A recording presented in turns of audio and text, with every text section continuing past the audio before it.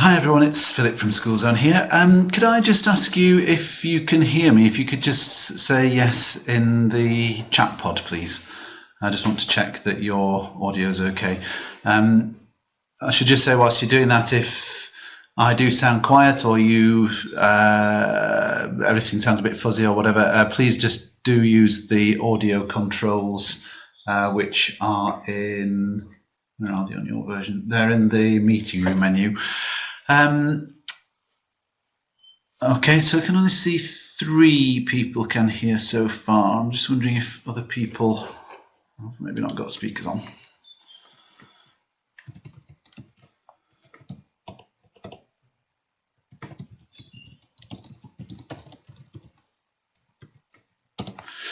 Okay, good. So whilst we're just waiting for people to work out what's going on and to log in and join us, I'll just do a general bit of whiffle about the system that we're using today and all that sort of malarkey.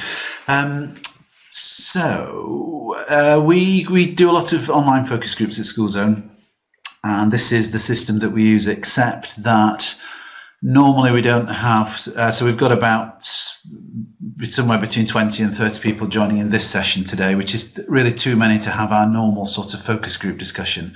In those, we use simultaneous teleconferencing, and people can listen in and talk through their telephones.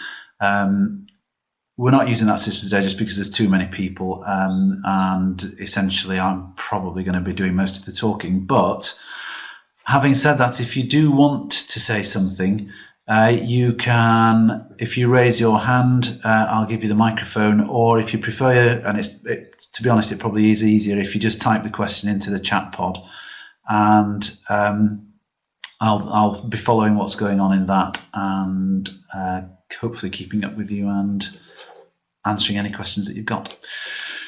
So I can see a few people are still joining us. Can I just ask if, so I've only got 1, 2, 3, 4, 5 people said they can hear yet. So if you can hear me and you haven't typed yes into the chat pod, could you just do that so I can see that everyone can now hear, please? Okay, good. Well, I guess if anyone doesn't, you can sort yourselves out. Good. So what we're going to do today is to talk through essentially how the national funding formula works. So the consultation's closed. The feedback that if you've been following us on the press, is that various people are wringing their hands about it. Other people are in favour of it. Many people simply don't understand it. And what we're going to do today is just so we've worked out how it works, which is it's fairly straightforward. I'll give you an overview of that. We've also got a PDF guide which has much of what I'm going to say written down for you to read separately with a bit more detail than I'll go into here. Just a bit more detail because some of it's frankly quite dull. But we've also done a lot of work looking at the effects of national funding formula on different types of school, and we've got a report that's due out in early April, hopefully next week, which considers how the national funding formula is going to impact and some other things as well. So it's looking at things like the efficiency measure that is now applied to schools. So the whole purpose of this, though, is it's not sort of an academic study. All our work is for people like you, which is basically clients who are doing something for or with schools. Most of you are in the position of selling or marketing to schools in one way or another. Most of you have an interest, I guess, joining in about a seminar on school funding in trying to get hold of some of that, which is fair enough. That's what we're here for, effectively, as well, although our funding comes through our clients. And so this is a sort of, it's meant to be a commercial study, what the stuff we're going to be talking about today. So please do ask questions at any time. Just type anything into the chat pod. If I know I'm going to answer the question later on, I might just ignore it. But if it's something I don't think we're going to cover, then I will try to answer it there and then, or come back to it at a more appropriate point, assuming I remember. But please do ask twice if you've asked a question and I haven't answered it to your satisfaction, please do come back to it later and ask again. That's absolutely fine. So essentially, I should say I've chosen a computer with a fairly dodgy mouse. So if things wobble about a bit, that's why. So this is essentially what we're going to be looking at. And I should also just say, if, as I put in the chat pod earlier, if this is all looking a bit squidged on your screen, it depends what you're looking at it on. The top right hand corner of this pod with the mug on it and the agenda will expand your screen to override the chat pod. So you just need to minimize that if you want to ask a question, but then you can maximize it again anytime, obviously. So we have then on our agenda for today, first of all, looking at the Dedicated Schools Grant, which is how all money gets into schools, essentially, apart from all money that goes to all schools, I should say. Then looking at the schools block funding, which is where the new national funding formula actually applies. And then what the impacts on certain kinds of schools. So I'm just going to give you a sort of taste of the report that we've got coming out there, and in the next section, which is to say, okay, we know budgets are tight, but who has money, who's getting more money, and what are they spending money on? And finally, just the last question, which was something that intrigued us that I heard on the radio a couple of weeks ago, which was the chair of the National Governors Association, which is a body that is in favour and has recommended to the government that it carries on with the national funding formula. They were saying that nobody knows how much it costs to run a school. Even the government doesn't know how much it costs to run a school. By the end of today's session, you will know how much it costs to run a school because we've done the number crunching, and I think probably the DFE does know, really. So that's what we're covering. On to the first bit then. So the Dedicated Schools Grant, as I say, is this lump of sum that gives the core budget to schools. So it doesn't include things like pupil premium funding or Year 7 catch-up funding or things for sport or school meals, particular type of school meals. But it's the lump sum. So it's the biggest part of everything. It's also, some of it goes to local authorities if they are doing things which are for both local authorities and academies.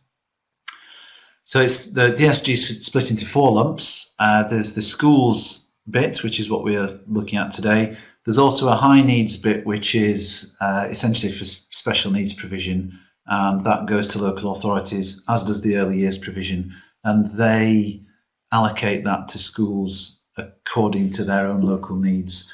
And then there's this new central services bit, which is the stuff that goes for local authorities and academies. So that's things like admissions, for example, where the local authority still has some responsibility for that, even if it doesn't necessarily have any power to do anything about it. Schools block funding, that first bit is fixed. So all the fuss that's been made, fuss sounds like I'm undermining how important it is, but all the noise that's been made about funding lately is largely down to that top line there, which is that funding hasn't changed between 2010 and 2020. Unfortunately, the number of pupils, as you can see from that chart, which I've pinched from the statistical final returns from DFE, shows the population increasing. I could have put many other charts in there that show why the fixed budget is actually a negative budget. And that's according to the National Audit Office and the EPI and other organisations who are looking at this. It's in real terms, that's about an 8% decrease year on year. So it's a fairly major cut, and it's really because of school numbers going up. Yes, that does bring funding in ultimately, but initially schools are just finding it really difficult to be able to squeeze kids in. Obviously, it brings costs if you haven't enough desks, even, or chairs, or rooms, or staff. And then funding always follows a year behind that. So that's causing a lot of concern at the moment. There's things like an unfunded staff pay rise. So most academies have followed the national model, which is added at 1% onto pay. There's contributions to pensions. Some schools have other things that they have to meet, like the apprenticeship levy if they're big enough. So there's all sorts of other pressures in there which are being met out of the same budget, which hasn't gone up. here are some of the basics of that and for the NFF. So essentially, just to remind you that pupil premium, which is a fairly hefty chunk, it's about £13,000 per school on average, 2.5 billion. Sorry, no, it's not. It's more than that. £2.5 billion per year goes in additional to anything that we're talking about through pupil premium funding, and then about 13,000 a year on top of that goes to secondary schools for Year 7 catch-up. So that's for pupils who are falling behind in primary schools on literacy and numeracy. When they get to Year 7, they're a bit behind, so there's extra money for that too. So those kind of pockets of grant funding, premium funding, as this government likes to call it, are outside the remit of this. So National Funding Formula covers the vast majority. So as I say, there's other bits of funding that aren't included, 5 to 16. So it's not for post-16 funding. That's a separate issue altogether, which we won't go into. The new National Funding Formula has these 13 factors. I'm going to talk you through really the major ones, the ones that we know something about, the interesting ones and the biggest ones. I won't cover all 13. I think that would probably drive you all a bit mad. But we will go through all the major ones in turn. I'll explain where they come from and how the calculation is done at the end.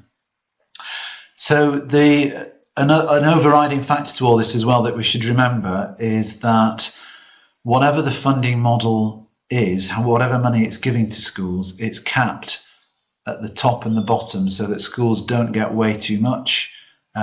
So they don't get more than 3%. They don't get more than 2.5% in the second year. And then that's overall funding. Then for the pupil-led funding, which I'll come on to in a minute, there's a maximum decrease of 3% in that forever. And currently that's affecting about 5,500 schools. So what that means is that the sort of funding that is dependent on the sort of kids you've got in your school can't fall less than 3% compared to the previous year. Forever. That's not just for introduction. At the moment, the consultation is saying that's going to be forever. So schools which are protected, and we'll see some of those later on, schools which are protected by this floor means that they're actually getting more than the National Funding Formula would be giving them if this wasn't here, obviously. And that's always going to be the case. So if you're in a school in London that's had its budget slashed, and it should be slashed by 4 or 5% based on the model, it will only be slashed 3%, and that will continue forever. So those schools will always be slightly better funded than the funding formula should allow for them. Probably a lot less well funded than they are now, however.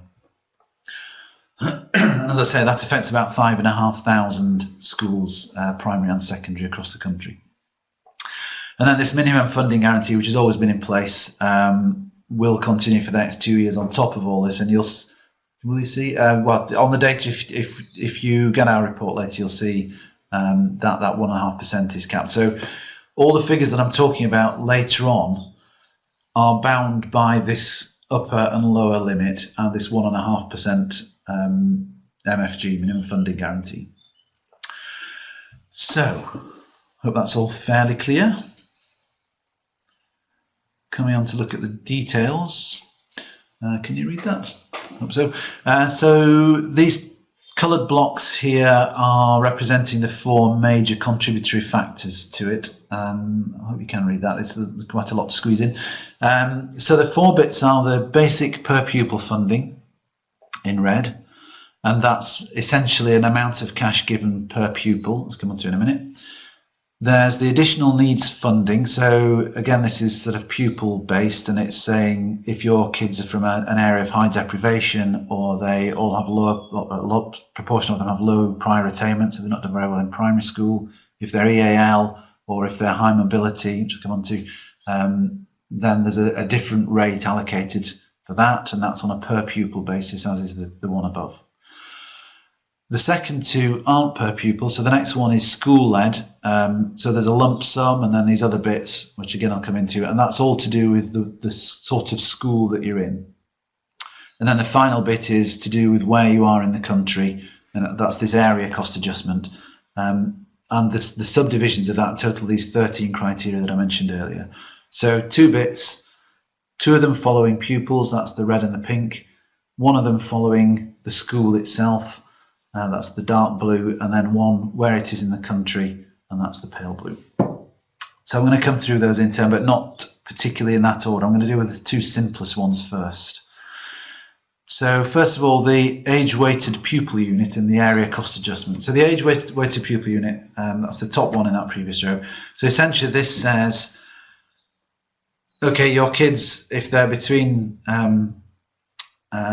year 1 and year 11, they're going to be either primary, Key Stage 3 or Key Stage 4, and depending how many of each of those you've got will give you a different rate for each. So primary pupils get £2,712 per pupil, Key Stage 3, etc., etc. And if you were a head teacher, you'd be sitting down. Well, you don't need to do it because the government's done it for you, but you'd sit down and you'd count up your number of students and you multiply them by that number, and that gives you the sum that you're going to get. And the government's allocating 210 million of its funding in that sort of way. The second bit is actually applied at the end of everything. You'll see when I come to look at the calculation, but the area cost adjustment, once all the other bits are taken into account, the area cost adjustment scales it from 1 to 1.24 depending on where you are in the country. So obviously if you're in London, your salary costs are more because teachers in London get paid more. So the area cost adjustment is some figure between 1 and 1.24 is what it happens to be on the figures that we've got at the moment. It may change, but that's the current one. That scaling factor is applied, and then however much the funding is allocated, that all gets scaled up or down.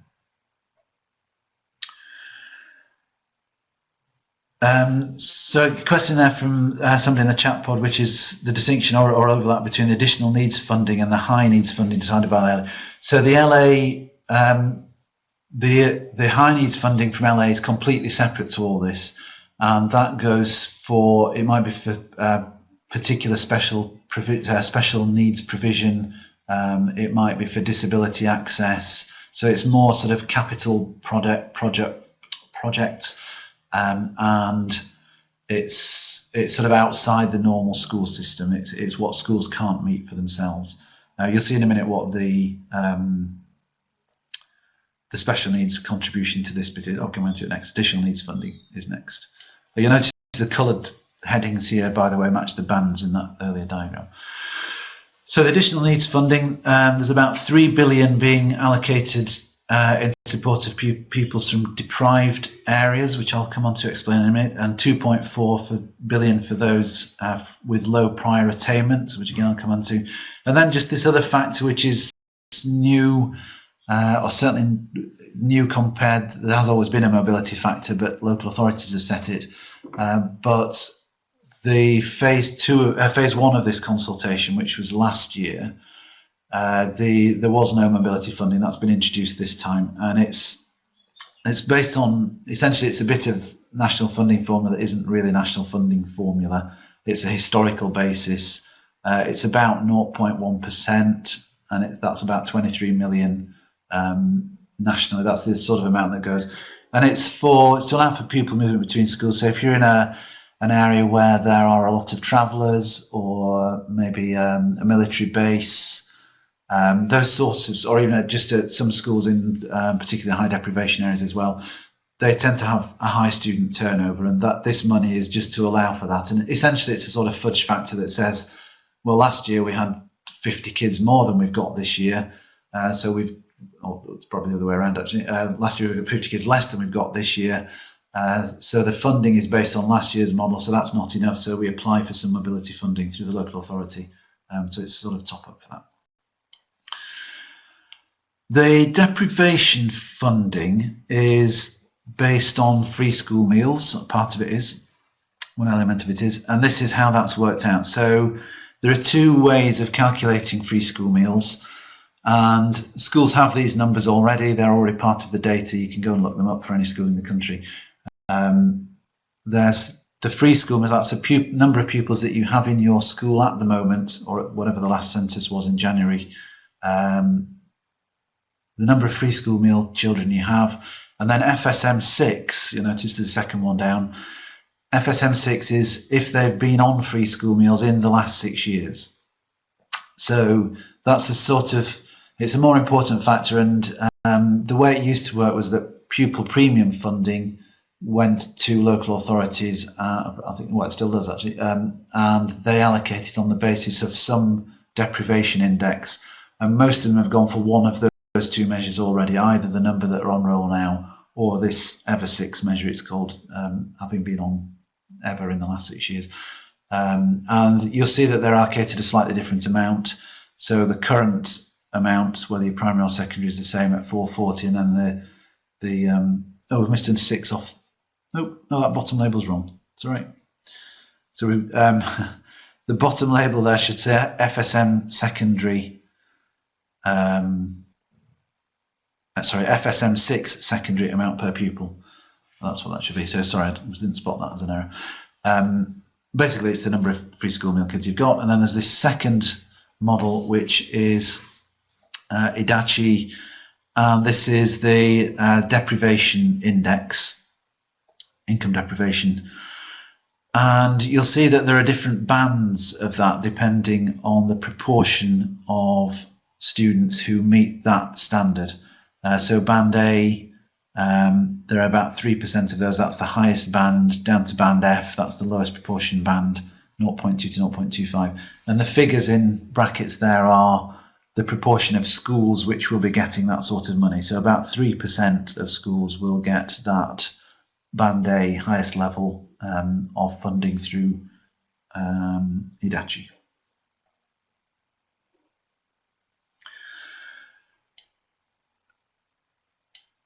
The other two factors for additional needs funding are these. So there's the low prior attainment, and can you read that? So I can't read it on mine.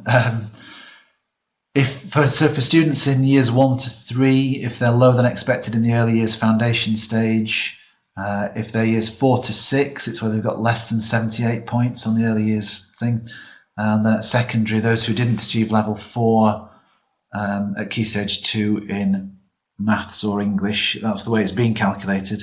Obviously, there's no level 4 now, so I don't quite know how that's going to work at the moment. But the technical guidance still talks in terms of levels, so I presume there's a different model coming up.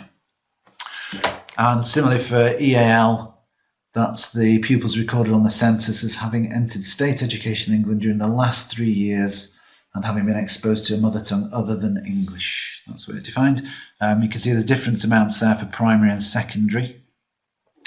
So the funding formula thinks or acknowledges that it's more expensive for secondary education than primary to address both those two things, but that's the way it's calculated.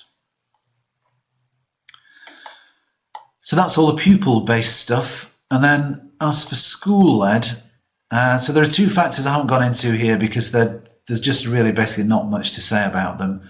There's the premises, so that's things like funding for how much you pay in rates, and then there's a growth factor, which is things like the anticipated rate of growth of the school based on forthcoming pupil numbers. And then the two sort of interesting bits, I suppose, are the fact that there's this lump sum, which is £110,000. So regardless of how big your school is or what sort of school it is, you get that fixed lump sum. There's nothing fancy about it, it's just that. There's no variation on anything, it's just that figure. The sparsity figure is actually quite an interesting one because again, there has been at the discretion of local authorities the ability to apply this sparsity measure, which is basically saying if you're a small rural school, i.e. small and a long way from other schools, you get some extra funding because that's a difficult thing to deal with. So 25,000 for primary, 65,000 for secondary is the way that will be. The measures there for how that works are underneath. I won't go into those too much. But just as an illustration, I just looked up the sparsity figures for where I am in Gloucestershire. I should say that I'm a chair of a secondary academy trust in Gloucestershire, and so obviously do a lot of looking at what the other schools are getting nearby. So just looked at this one in Gloucester. 31 schools get sparsity funding, and that gives them about £24,500 each. 3 of those are secondary schools, and they get about £41,000 each. So that's the sort of level of figure that we're talking about here. It's not huge, but schools won't say no to it, I can tell you that. How has it all worked out then? So essentially, these are the 4 components that we had initially. And the National Funding Formula says you work out the first bit, so how much you're getting based on how old your children are, whether they're primary, Key Stage 3 or Key Stage 4. You add to it the second bit, which is how much you get based on the kids that are on free school meals or in that Idachi, their low prior attainment. So if you've got kids who haven't done well at primary, then the EAL students and the mobility factors, you add all that in. You then add on those school level funding bits that we just talked about, and you then multiply all that by the geographical funding, the area cost adjustment that we looked at in one of the earlier slides. And then if that gives you a figure which means that you're dropping below that floor, you add some extra on, the protected funding on top of that, to however much it takes to get you back up to that protected funding. So whilst all the technicalities of what goes into those 13 factors plus the protection are quite complicated, the model itself is actually quite simple. Now, the government has produced a lot of data which essentially tells every school in the country what they can expect from that model. So for my school, I can look in and I can see that we're going to be about £65,000 worse off through this model, which is, we have about a £5 million budget, so it's not a tiny amount, but it's a senior member of staff, or middle member of staff anyway.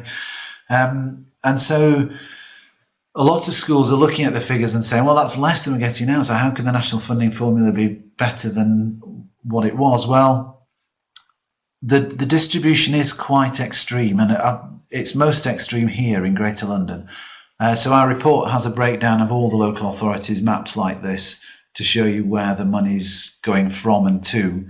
So it's basically going from the reds to the blues.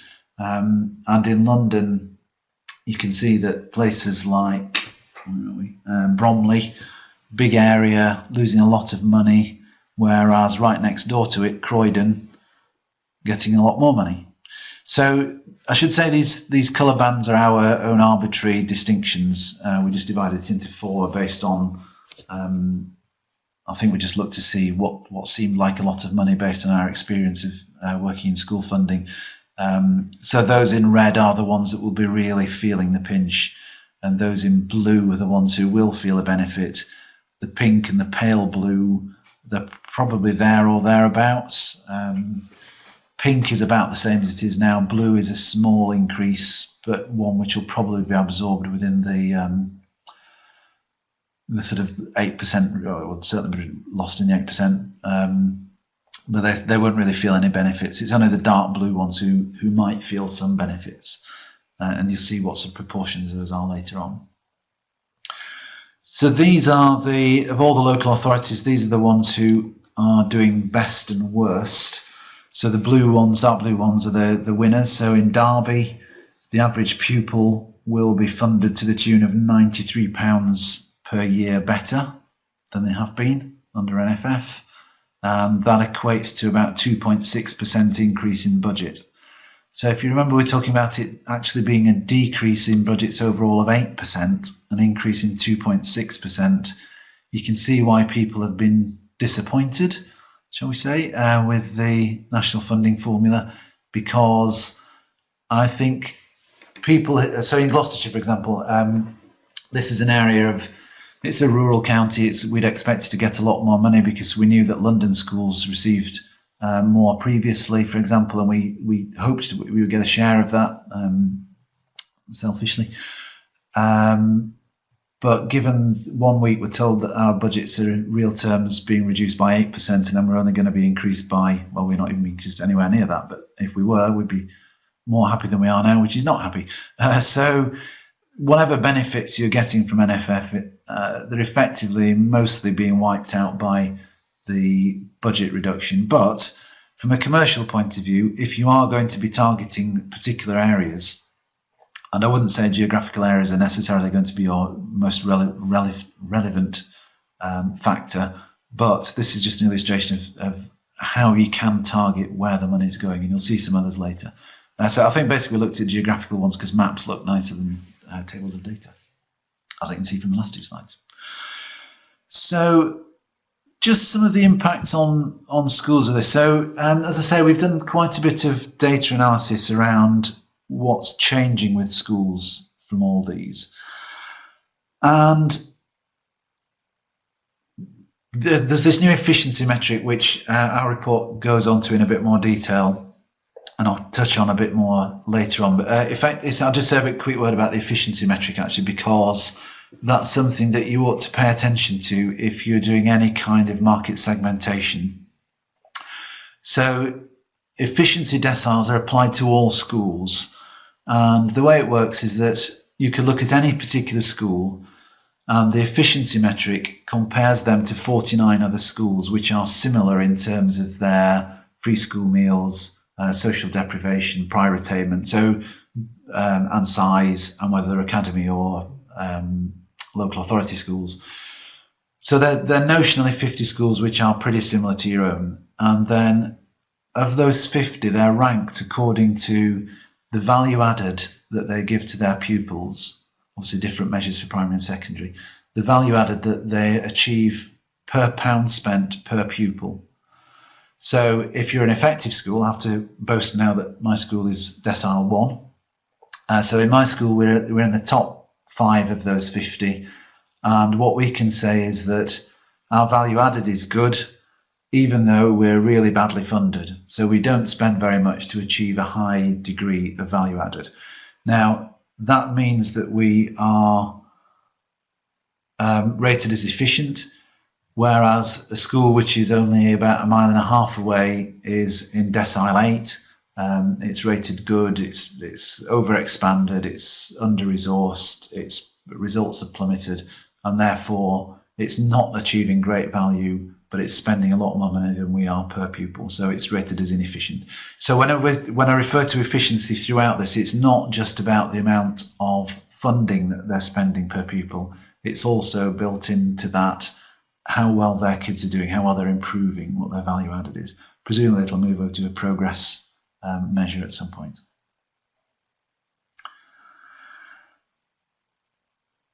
Okay, so I'll come back to, I guess, just to see, put another question in there. I think hopefully that will become clear as we look at some more examples of that in a minute. So one thing that we looked at was, okay, if schools are benefiting by national funding formula, does it make sense to be giving more money to schools that are inefficient? So those schools which are inefficient, 1,358 primaries are in the top quartile of benefiters. So in other words, that 1,358 schools are being given money essentially to waste, if that's, I'm not putting it too strongly, but they obviously, you could say, well, it would be better to give money to schools that are more efficient, but the counter argument to that would be, well, it would be better to give more money to schools that are inefficient, because remember, inefficiency also covers off the performance of their students. So if the kids aren't doing very well, perhaps they need more money to help them do better. So the way it's actually designed, of course, as you've just seen from the previous formula, is that the efficiency of the school doesn't contribute at all to the thinking of it, but the effect of it is that some schools are efficient and will get more money, and they are good schools to target. So that's what I'm saying about why this is where we came up with this term about following the money, which I realise afterwards is actually to do with trying to trace crime, isn't it? Not anything to do with anything. Anyway, so we think that if you can identify schools that are efficient, if they've been good savers, and if they're getting more money from national funding formula, they ought to be laughing next year. They should be the ones who have plenty of cash. They're already doing well with the kids, but what is it they're doing a bit less well on? Can we identify those as well? Well, we'll come back to that and you'll see that we can. So these schools and these inefficient schools, these inefficient primary schools, are receiving on average an extra £96 per pupil. So again, that's fair amount of money for a school that isn't actually making very good use of it. So Rebecca, efficiency is measured It's quite complicated. Our paper, which is coming out next week, gives you the formula for it. But essentially, it's this thing about the value added per pound spent per pupil. So if your value added was something like 1,010, then effectively you'd be 10 points above the average. And if you were spending 10% less than other schools to get to the same point, then obviously your efficiency would be high. So that's effectively the way it works.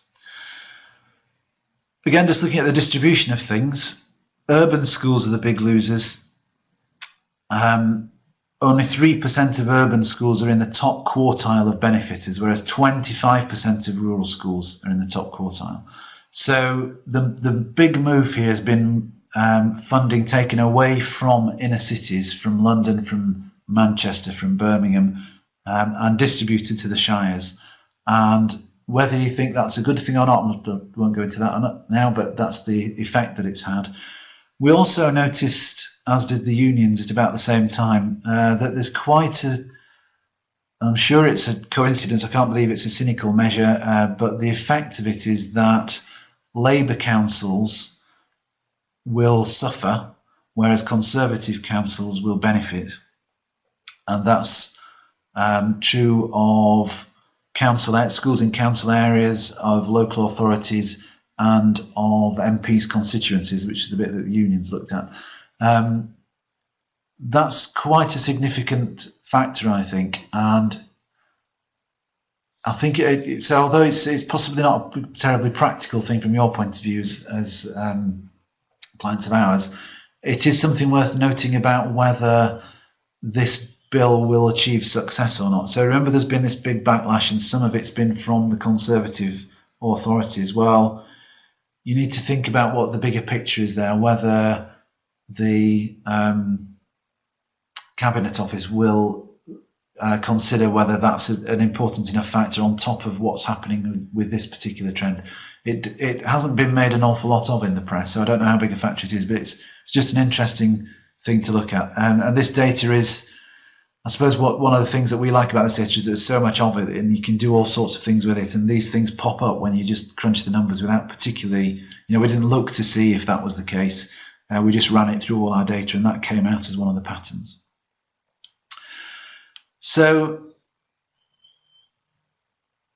just looking a bit more widely at the school data that we've examined for this report that's coming out then. So we've talked about the sort of beneficiaries and whatever the opposite of that is for national funding formula, but schools of course are already doing something with funding, and we wanted to look to see in more detail about whether that national funding money would be going in different directions and how you could target who the beneficiaries were. So we looked at how well schools are off.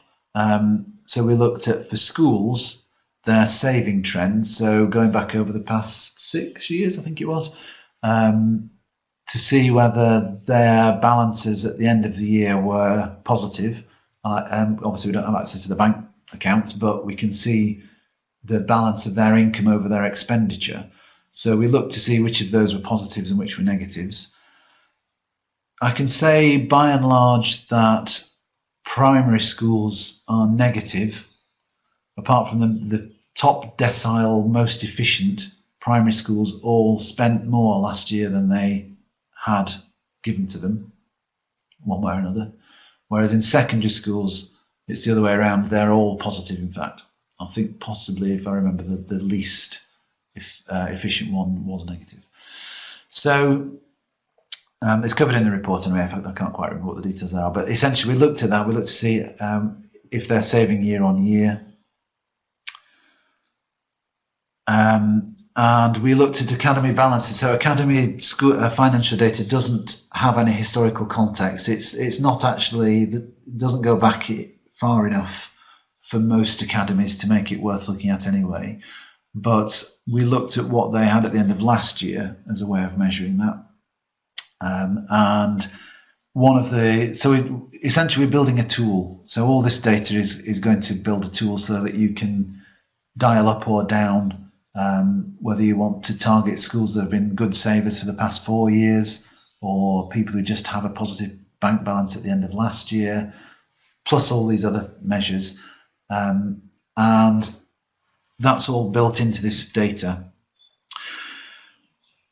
Another thing, so this, going back to this efficiency measure, we also wanted you to be able to target schools which are more efficient, because obviously an efficient school is one which has cash but is also doing well by its kids, and therefore they're doing something right. So if you're going to, obviously they've got cash, but if you're going to, hopefully they've got cash, if you're going to target them, what are the other factors involved in there?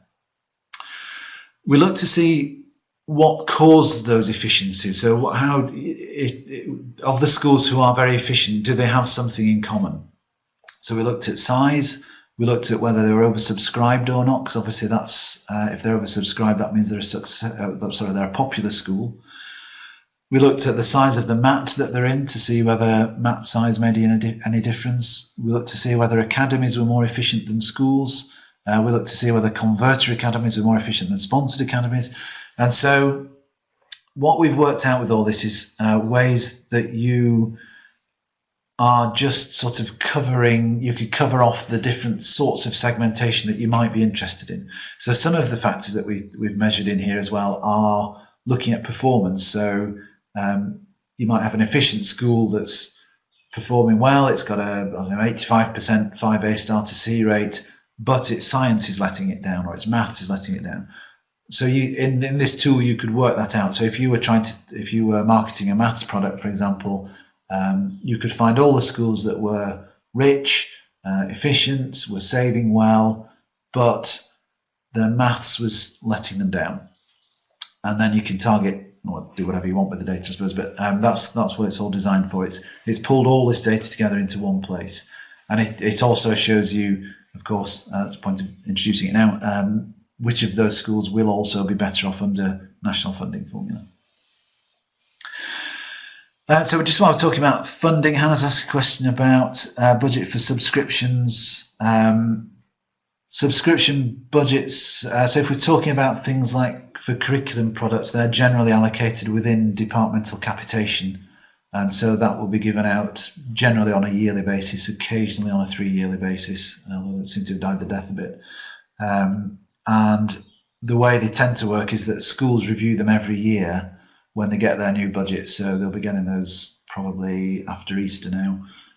Academies, the new financial year starts in September, but they tend to get the budgets allocated so they can spend in time for September. They'll be reviewing them about now, and I would imagine they'll be reviewing them with a fairly hefty axe rather than a fine knife this year, because budgets are tight and they will only keep things that they want to keep. So it's just generally part of the departmental capitation. There might also be other things which are allocated often through the IT budget, infrastructure budget, which is for things like VLE subscription. Okay, I hope that answered that question, Hannah, but if not, please feel free to keep asking.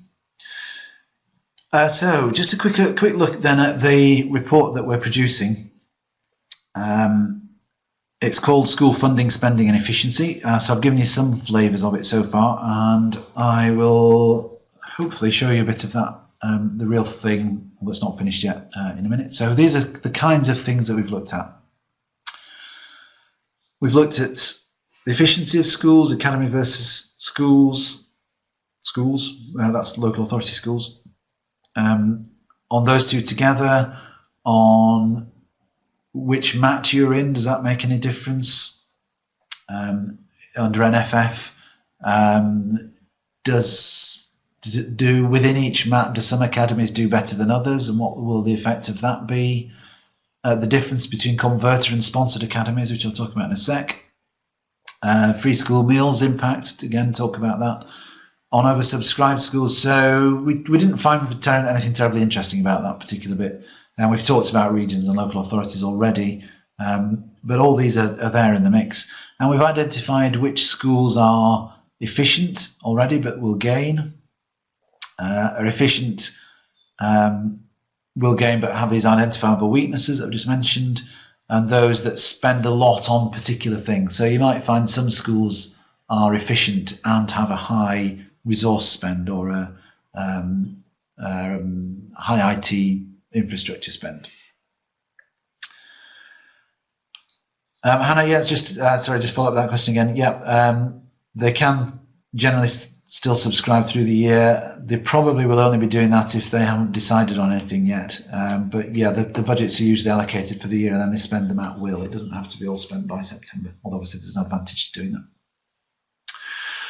Okay, just looking at some of the differences then. So I've just pulled out a few examples here from our data analysis that are in the reports to show you how you can combine some of these chunks of data that we've talked about in this tool to your own end. So I've done it here to sort of analyze and show you the balance, the spread of how many schools there might be.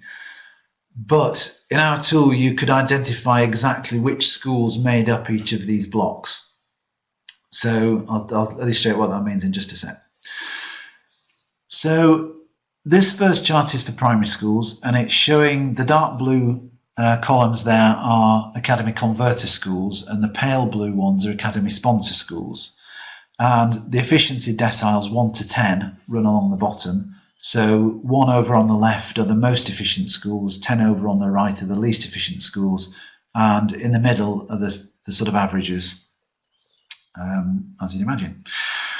So what does that show? Well, it shows that Academy Converter schools are considerably more efficient than Academy Sponsor schools. So does that mean that they are better schools? Well, efficiency does have that sort of ring to it, that sort of value judgment ring to it. The reason for this very marked discrepancy, of course, is that sponsored academies are ones that were taken over in the main because they were failing.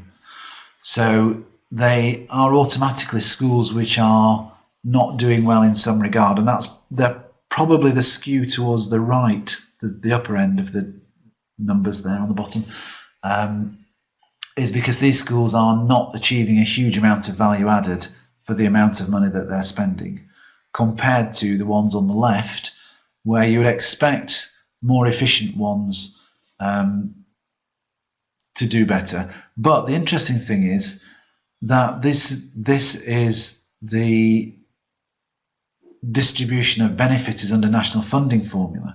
So it's not to do with the performance, it's actually to do with how much money they're going to be getting. So converter academies are by definition going to be getting more money than sponsor academies. Now that's less obvious about why that might be. We look at that in the report. We try to explain it, but I'll leave you to ponder on it yourself in the meantime, and if you get the report, to decide whether we have worked out why that is. But it's an interesting factor. In secondaries, you see a broadly similar thing at the ends, but this great polarization at secondaries where sponsored academies, efficient sponsored academies, get a lot of money, a lot being a relative term. Least efficient ones also do, and then everything else is sort of somewhere in between. So again, interesting differences between Academy Converters and sponsors. One of the reasons I wanted to show you these two slides is that's showing the underlying difference. But it's not so much about NFF. It's showing the underlying difference between converter academies and sponsor academies. That it's a very, very different thing. Quite often we'll get people asking us to do research for them, and they'll ask us to do crosstabs from a survey perhaps, or to profile participants for a focus group, and they'll say we want a representation of academies and schools and independent schools. But in fact, a much more important division is the difference between academy converters and academy sponsors, and then schools maybe. But schools are very similar to converter academies by and large. Sponsored academies are a different animal altogether. So I recommend, if you're doing any kind of research or marketing, you treat sponsored academies as something different. They're easy to identify.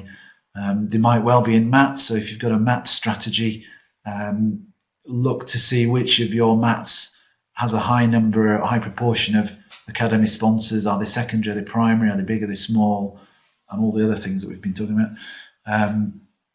So that's a particularly different aspect of schools is the converter and sponsored academies. We'll come back to that in a minute, and hopefully you'll see a bit more about how different they are. Guess, is that what you were asking about, the sponsored versus converter academies? I assume it is. But please feel free to type more.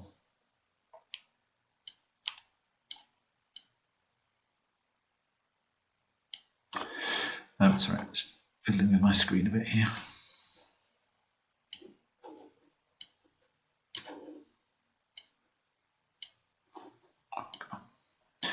Right.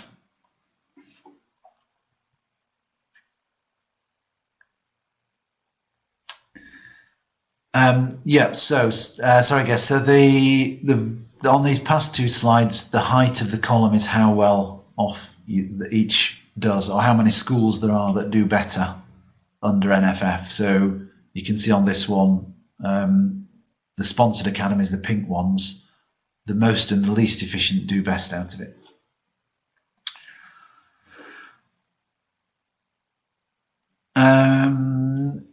So there's a question just above there about, do we have data on which subjects they're buying resources for? I'm afraid we don't. The school's data is only about resources, about IT resources, but not about particular subjects, I'm afraid.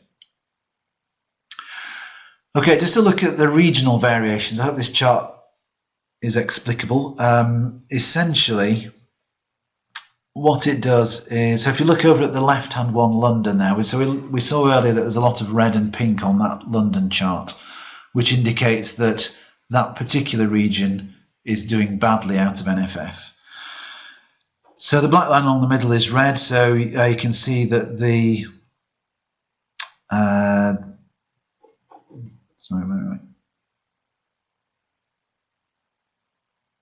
Okay, so yeah, this chart isn't brilliant. Now look at it again. So basically it's showing that there's quite a wide spread. So the max and the mins, the top and the bottom of each vertical column there, the max and the mins are the schools which do best and worst. But then the middle ones, the orange blobs, are really what we should be looking at. You can probably forget the others for now. The orange blobs are the sort of median changes. So places like West Midlands, East Midlands, Yorkshire and the Humber, East of England, North East maybe, they don't really change very much, but on average. But if you look at the grey bands, that's the middle two quartiles, so that's the sort of middle 50% of schools, and where that shifts relative to the zero line shows you where the bulk of schools' benefits are going to be. So you can see in the North East that 50% of schools there are going to be net losers. These regional variations are quite distinct. I think it's probably more interesting looking at the map we had earlier of the London ones, to look at the maps of those from each of the different regions and to look at each individual local authority and how that changes. So we've got maps of all those, and we've got tables of data, which I showed you a sample of one earlier, actually, the top and the bottom. So that regional variation is largely down to where there are areas of high proportions of children numbers of schools actually in urban environments.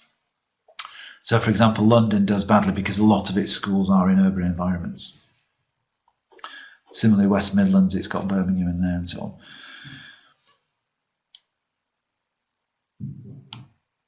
So, just looking then at some strange things with school type.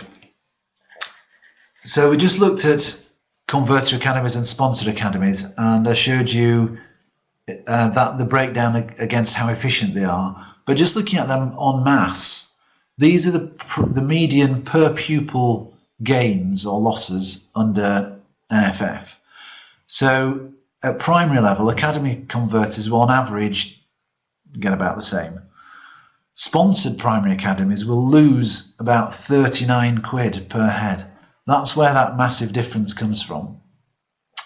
Those sponsored academies at primary level will really feel that. That's a huge amount of money.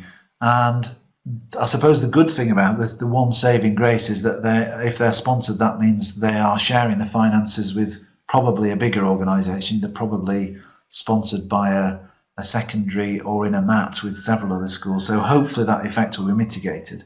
So, and that's significant because where we're looking at schools that are losing a lot of funding, that proportion of them, that loss of funding will be reduced quite a bit by the fact that they are in sponsored academies. So that, as I say, they're sharing that financial loss. There'll be, hopefully some of it will be clawed back through their mat. At secondary, you can see there's barely no difference between sponsor-led academies and schools in terms of what they're gaining and losing, but converters do badly. So although it's not much of a change from what they get now, they're not gaining as much as other secondary schools are. And academy converters are what everything is intending to be ultimately, or the government is intending them to be anyway. And they're all good and outstanding schools so far. So effectively what we're saying is that here more money is going to schools which are less good, according to Ofsted. And again, as I said earlier, you could say, is that fair or is it a good thing? Well, whether it's fair or not is a matter for judgment. It's possibly a good thing if schools that aren't doing well are getting more funding. Not so easy to bear if you're in a good or outstanding converter academy. But that is the effect of what NFF is achieving. And so again, if you're thinking about trying to follow where the money's going, it's going to schools which are performing less well by that definition. You'll see some other definitions coming up. Now, one thing that as we saw earlier, the national funding formula has this new, well, it's all new because there wasn't a funding formula at all before, but it has this component of it which is to do with free school meals. Now, you might imagine that the funding formula was intending to address that difficulty with free school meals, i.e. that schools which have a high proportion of free school meal students get more cash than they used to proportionally. If the pupil premium model is to be believed, then that's a good thing. Schools with a high number of free school meals kids, we give them more money, that helps them support what's a difficult cohort coming through. But that's not the effect of national funding formula. So this scatter chart shows the amount per pupil that each school's getting, primary and secondary, pink and blue, against the proportion of children on free school meals. So you can see the vast majority are at the lower end of that, and then as you go across, the scattering goes. But notice this sort of hamburger effect, where there's been a move away from the middle, the zero line, up and down, and that's at all levels of pupil premium, but actually gets slightly wider apart, certainly at secondary, the more pupil premium funding kids you've got. And it's not wider apart in favour of them at all. If anything, it's in the opposite direction. So national funding formula isn't helping social deprivation at all. It's not intended to, presumably. It's certainly, there is a model, it does incorporate that, so they have taken it into account, but I haven't seen anywhere where they've said the national funding formula will help children on free school meals. So if that's part of your thinking, I suppose this data here, it sort of disabuses you of that, because it's more to do with allocating on that basis, yes, but not giving those schools more now than they're getting. I've also wondered, in looking at all this, about the future of pupil premium funding, which, remember, is on top of all this. Now, if there's a factor for free school meals within the funding model, do you then need pupil premium funding on top of that? Well, this data sort of suggests that you do, because if they took away pupil premium funding, then there would be no real, compared to now, no real difference based on how many free school meals you've got. So I think that, I don't know whether that was an intentional aspect of the model, but these two patterns are, although they're not universal, they are quite clear that they're splitting the population into those who do well and those who do less well, regardless of whether they're on free school meals or not. And then just to look at we looked at the banding of proportions of kids in each schools which are getting free school meals. So those in schools with a high proportion, i.e. greater than 35% of their school population is on free school meals do much worse out of national funding formula than those on medium and those on low. So it actually, the whole model works counterintuitively if, as I say, you're expecting the national funding formula to help with social deprivation. It's entirely the opposite way around. And again, I'm not trying to make a political point there. That's just what the numbers show, and they're not sort of cooked in any way. And also just looking at the effect on schools which are good or not. So we mentioned earlier that seemed to be the effect. So we looked specifically at, that was looking at academy converters and sponsors. So if you remember, converter academies are the ones rated outstanding, ones rated 1 or 2 by Ofsted. So those schools, the good and outstanding schools, do less well out of national funding formula than those that are at the 2 lower grades. Again, was that intentional? Well, it's not built into the model in any way, but that is a consequence of what's happening. Schools which are doing less well, according to Ofsted, actually get slightly or much more money. So failing secondary schools actually do pretty well out of it.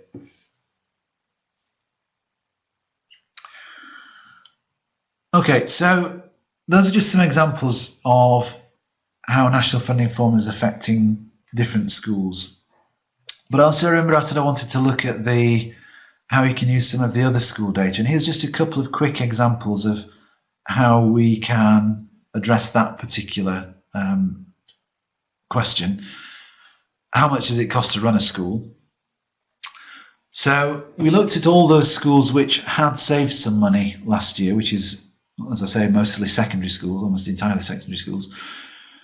How much does it cost? Well, in the most efficient schools, it costs £5,188 per pupil. This is their total spending. In the least efficient schools, it costs, whatever that figure is, £7,005 per pupil.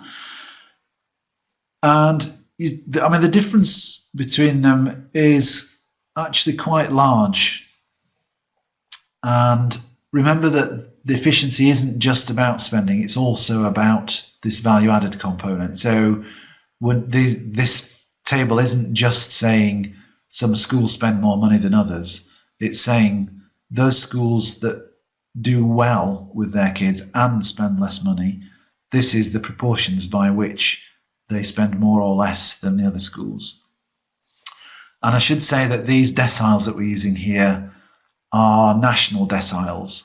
So we took the decile model that I talked about earlier and we re-engineered it so that instead of having deciles just within a family of similar schools, we took the similar schools out of the equation altogether and we ranked primary and secondary schools separately.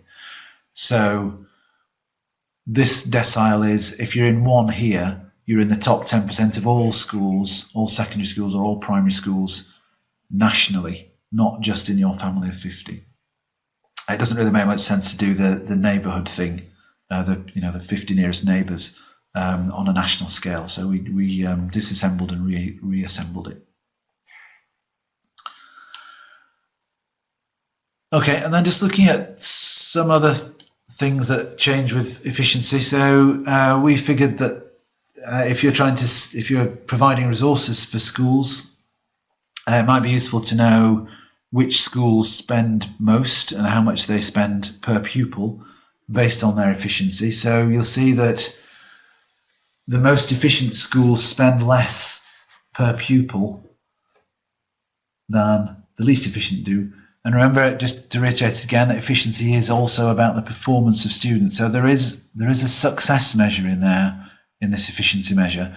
And this is one of the reasons why I'm saying if you haven't used the efficiency measures yet, you really ought to take them seriously, because if you slice up your metrics or your market segments in any way, you ought to also to be thinking about where they sit on this efficiency scale, because the amounts that they spend and the success they get out of those amounts they spend are quite significantly different. You'll see that there's a generally upward trend, but schools which are generally efficient generally spend about the same amount of money, whereas schools which are inefficient all spend a little bit more. So that's the way that works. Again, in our report, we go into this in a fair bit more detail. I'll give you a quick run through our report in a minute, and I'll show you some of the other things that we've looked at. There's also this perpetual question about whether maths contribute towards efficiency of schools. My numbers seem to have wandered a bit there when we converted it, but essentially you can see that small maths are less efficient than bigger maths, but really big maths, certainly at primary level, are least efficient or less efficient than middle-sized ones. So it looks as if there's a sort of optimum math size in terms of efficiency, and at primary that's somewhere around 15, and at secondary, well, about the same, but slightly skewed towards the smaller side. And this is total math size, I should say here, by the way. So in the primary ones, that's not 40 plus primary schools in that math, it's a math of 40 plus, and that's how efficient the primary schools are within that size math. So I will just see if I can show you some of the reports that we've done. Before we do that, are there any more questions? If you just want to, if there's anything you need to ask about, please do feel free to type it in. I'm going to pause for a minute to give you a chance to do that.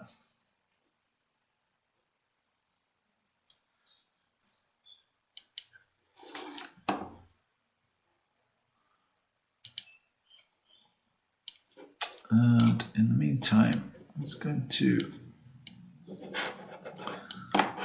drag this over the top of the previous one.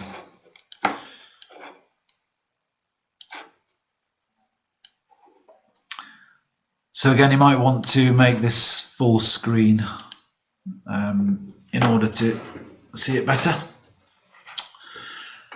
So just to remind you what we said earlier about the so if you're still seeing math size and efficiency on your screen, it's because you're still full screen. You need to minimize that, and then you'll see the new thing which I've just opened it, which starts with the word draft. So what we've done then, just to reiterate before I talk you through some of this example here, is all that school data that I've been referring to, we've amalgamated it all for every single school in the country.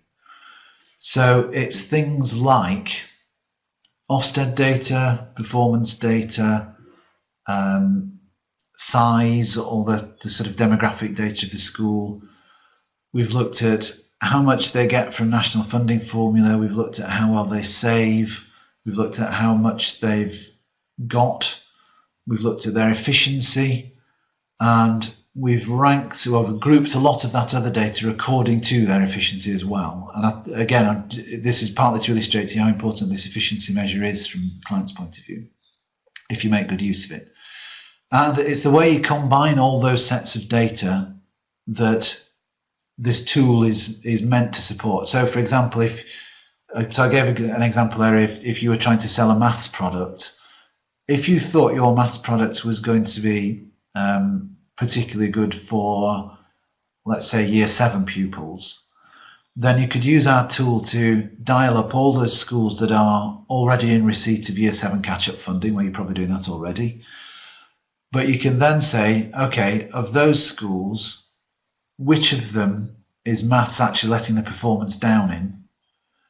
And of those schools, which of them already is a good saver or has had cash left at the end of last year? And of those, which will be getting more money under NFF? So there you've got one of our 6 criteria that give you a really targeted market segment of schools which probably have the cash and the desire to get hold of something to help with their math support. So it just, because there's a lot of this data, you can play with that in lots of different ways. And we've said, okay, they're doing well because they get more than whatever it was, £25 per pupil more. Well, you might want to say, well, that gives us too few to target. Let's drop it down to £10 more, or that gives us too many. Let's increase it, or let's focus on one local authority or region or whatever else it might be. So this data that I'm going to walk you through now is just to show you this, how we've done that in the report, and some of it we've already covered, and I'll just skip. I'm going to skip through most of it actually. Good question there. Criteria for which subjects are let in school down. So what we've done with that is to say we've built it with all the raw data in, so you can decide for yourself. So we'll make suggestions. So for example, if a school was on let's say an 80% 5A starter C pass rate across 5A starter Cs, but the maths data, so on average the maths data is a bit lower anyway. So if it's significantly lower for those schools, then you could set the barrier. You've got the raw percentages in there, so you can filter. It's a spreadsheet. You can filter it and say, okay, well, just look at the ones where their performance is only, I don't know, 50% a starter C pass rate in maths, whereas it's 85% for everything for the other subjects. Obviously, maths is doing badly there. But you might then want to say, well, 50% gives us too many. Let's increase it to 65%. And see what that gives us. Or you might want to say, well, we'll keep it at 50%, but we'll target just those that are well-off schools. So it's all there for you to play with, and we just give you some guidance about how to use it and what to change and what the effect of that would be, and also kind of what's a reasonable thing to do. We probably, we're quite happy to come in and show you how to use it and do the number crunching with you and for you and embed it into your systems and so on. That's what we do, and that's all part of the process. But so this is basically some examples of that.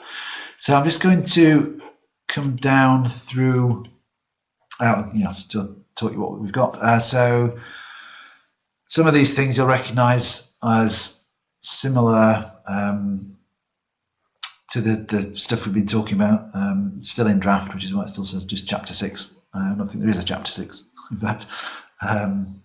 So we have looked at this, for example. So this is a different version of the chart we've seen earlier. So you can see there how the spread of efficiency works. So we start off talking about efficiency and saving. So this is kind of the pattern that schools follow at the moment.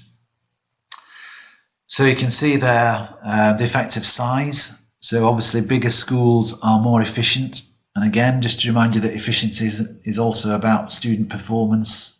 It's value added per pupil per pound, not just per pound spent. So if you have always been a sort of person, as I think I have actually, hand on heart, to argue that smaller primary schools get better results, well, the answer is that they don't, and it costs more money to get less good results in smaller schools. Same with secondary, although not quite so linear. We've looked at some of these things I think we've already talked about. So one thing that I haven't mentioned previously was this saver schools notion, this stuff over on the right. Sorry, so what we've done here is we looked at schools which are saving more than 5% of their budget year on year. As I say, it's mostly secondary schools that do that. Primary schools rarely save that much. 5% is a sort of safe margin. In my school, I think we save about 7%, and we're in the top efficiency, remember. So these are pretty good saver schools. Just looking back at over the last, well, till 2011, you can see that 60% of schools in 2011 saved over 5%, 68% in 2012. This last year was the first time it's dropped below 60%. So it's an indication of the sign of the financial straits that schools are in at the moment. It is pretty bad, and although that's just one drop, this effect is really only just starting to hit. So next year, I would predict that will be more like 55%. So there is a downward trend on it. We also looked at the number of schools that have, for 4 years, have saved more than 5%, and to see whether they are generally so. So what you could then do is, if you were trying to market to schools, you can target those schools using our tool and say, okay, we're not. It might be just a freak that last year they happened to have saved more than 5%. Let's look at the ones who are consistently good savers, and you'll see that they are, in relation to how good they are from Ofsted, they're not necessarily outstanding schools, but there is definitely a trend towards better schools are better financially managed, as you might imagine. But that's just as kind of illustration of how that relationship works. We also looked at the savers compared to efficiency. So again, you would imagine that efficient schools were better savers, but again, remember that there's also this performance aspect to it. So there is quite a strong correlation. So it's about 10, if it was a perfect match, it would be 10% in each of those. But there's actually a slight skew towards the more efficient, slightly more so at secondary level, which means that at secondary, more efficient schools are more likely to be savers. But that's not surprising that it's better at secondary, remember, because primary schools generally don't save at all. So they're really struggling to make ends meet. So there aren't many that have saved more than 5%. Anyway, so just an illustration. And then this is the sort of balancing the budgets. That's the data that I mentioned earlier, this one over on the left. So the blue ones are the sorry, I've got the wrong way around. The primary ones are the savers, and the secondary ones are the non-savers. And where does it go? Well, teaching staff, obviously, the big budgets, the biggest proportion of budget goes on teaching staff. It's about 85% in most schools. Anything above that, and schools start to panic. And you can see relatively, based on efficiency, that the more efficient secondary schools spend less on staff, and it's a very obvious correlation. Okay, so just an example of some of the ways we've looked at this in the report, and you can read all about this if you get the report. We've looked at support staff and resource spending. We've looked at how much they spend on IT resources and educational consultancy, etc., etc. We've looked at maths, and then we've also looked at exactly what they're spending it on in terms of whether that contributes towards their efficiency or not. So this is coming back to look at touch on some of the things we just mentioned on. Just flick through some of these. We then look at, that's just a quick guide to the NFF, and then some more things about the winners and losers. Sorry, these are the horrible old maps that don't look right yet.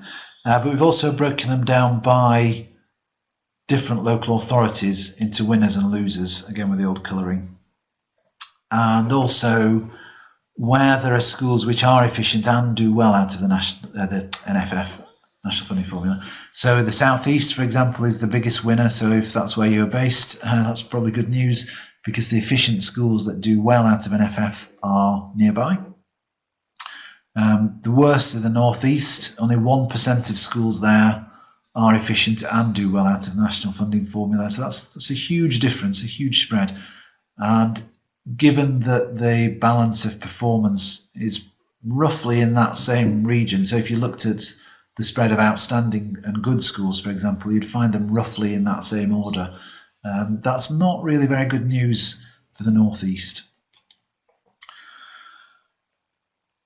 So these are figures that we've already looked at. Deprivation, I think we've already talked about that. We've looked at individual maths. So which maths, so as I say, if you've got a maths strategy, which many of our clients do seem to be developing, so as maths get bigger and more numerous, they become more attractive in terms of bulk purchasing. So of those, The Diocese of Salisbury is the one that's due to get most. Remember, this is the funding for MATs goes directly to the school, so it's not, there's no sort of central MAT that's getting this money, but the MATs within the school get the most. So Salisbury has 5 schools in it, and they'll be getting £92.50 per pupil more.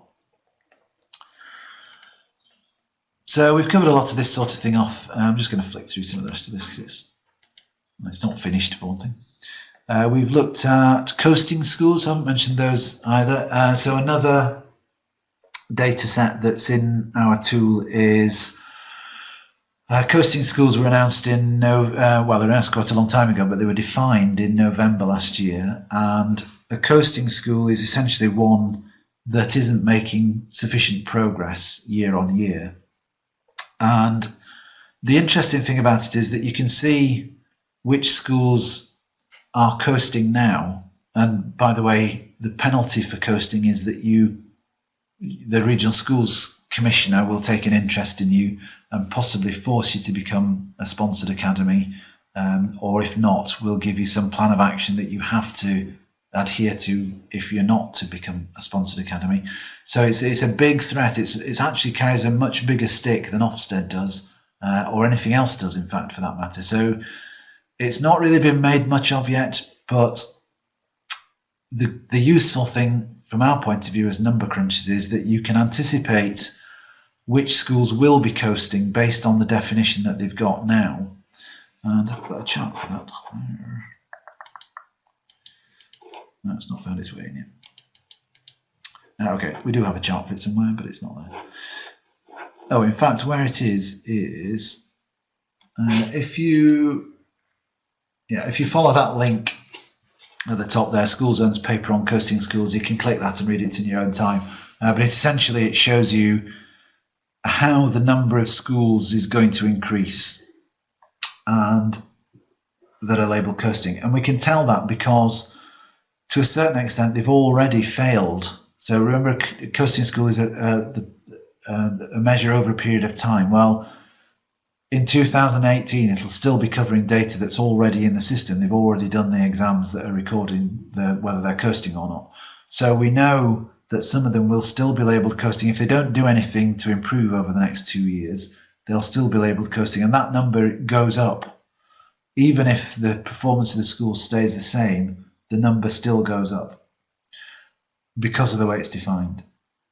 So you can also look, if you're looking at targeting your marketing, you can work out which ones are about to be coasting in 2017, 2018, and they are that, as I say, that number goes up even if they stay the same in terms of performance.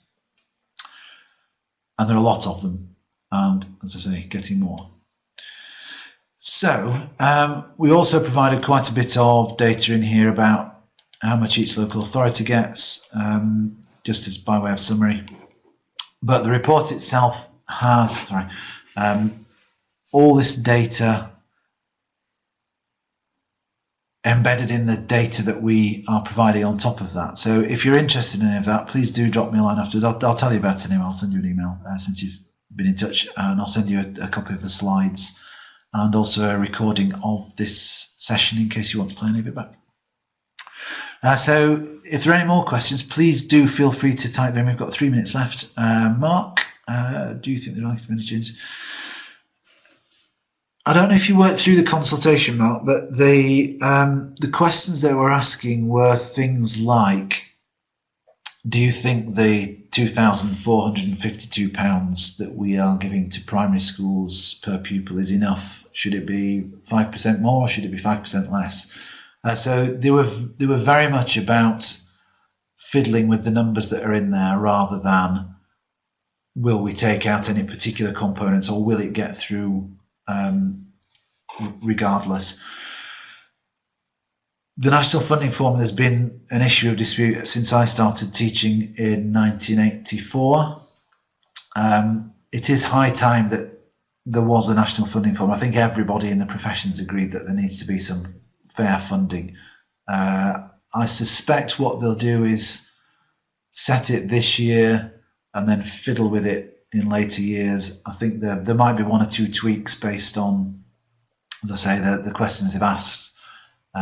What we'll do with all this stuff is, of course, as soon as we know what the real funding model is, we'll readjust all our calculations and we'll send out a set of data that covers the new model, whatever that might be. Good. Well, my voice has just about run out of power, I think. So I think we'll stop there. So I'll send you a note about all this stuff and the report, which goes into more detail. We've also got have I got one here? No. We've also got a guide to the National Funding Formula, which is like that bit of the presentation which covered how the model works.